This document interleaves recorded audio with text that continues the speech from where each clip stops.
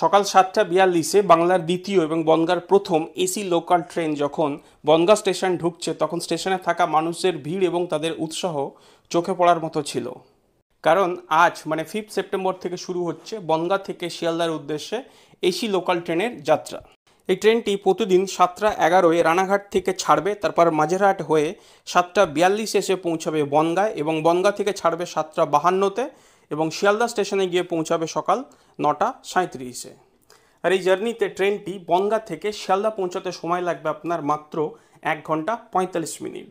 যাত্রাপথে যে সমস্ত স্টেশনগুলিতে ট্রেনটি দাঁড়াবে তা হলো বনগাঁর পরে Thakurnagar, Gobardanga, Habra, Duttapukur, Barasat, Madhyamgram, Dum Dum cantonment, Dum Dum junction, Bidhannagar road, Sealdah.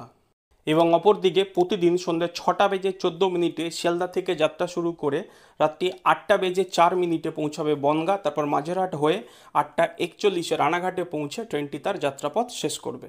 এই জার্নিতে টিকিট প্রাইস যদি বলি, শিয়ালদা থেকে Bidhannagar road 35, Dum Dum junction 35, Dum Dum cantonment 35, Madhyamgram 60, Barasat 60, Duttapukur 85, Habra 90, Gobardanga 105, Thakurnagar 105, Bongaon 120, Majerhat 130 এবং রানাঘাট 150।